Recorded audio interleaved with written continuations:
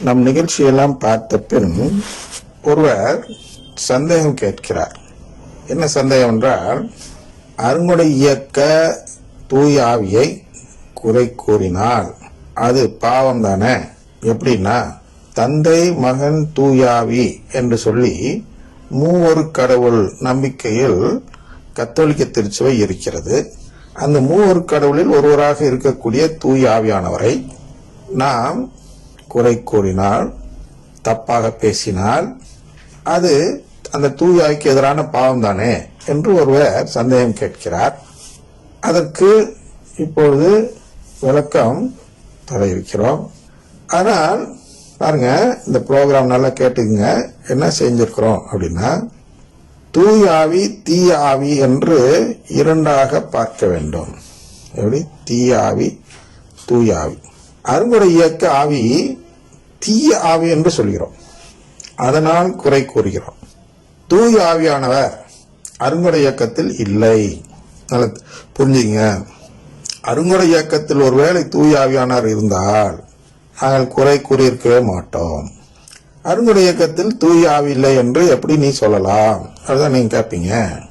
அதுதான் நாம் அதை பிரித்து பார்க்க வேண்டும். எப்படின்னா, திருவிழியத்தில், அதாவது ரோமையர்ல 8வது அதிகாரத்தில் 6வது வசனத்தை படித்து பார்க்க வேண்டும்.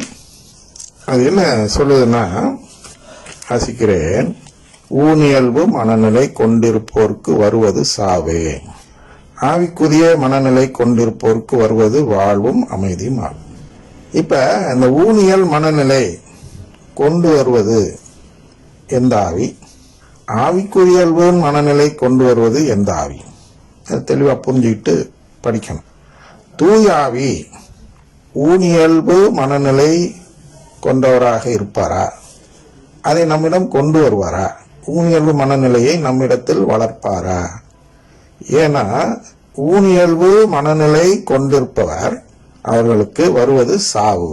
அப்ப தூய ஆவியானவர் சாவு தருவாரா? அதுதான் கேள்விக்குறி.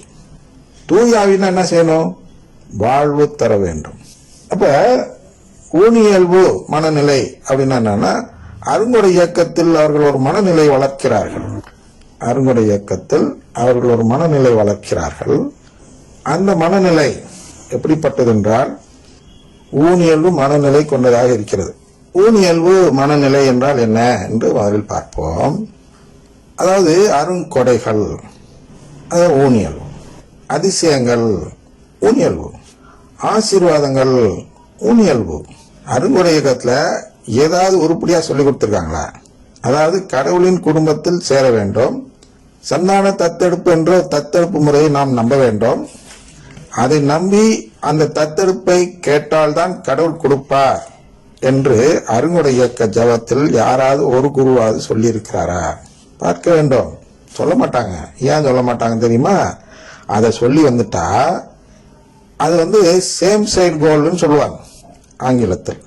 தமிழ்ல நல்ல இதற்கு தன்னைத்தானே கால வர்றது மாதிரி, தனக்குத்தானே எதிராக செயல்படுவது போல் என்ன ஆகும்னா, ஆட்டோமேட்டிக்கா ஒரு உண்மை புரிந்துவிடும். இந்த நம்பிக்கை மட்டும் அருங்குடை இயக்கத்தில் போதிச்சால், போதிக்கிற அந்த ஃபாதரே 4 தடவை போதிச்சோன்னா 5வது தடவை போதிக்கிறதுக்கு முன்னாடி அருங்குடை விட்டு வெளியேறி கத்தோலிக்கிறா மாறிடுவார்.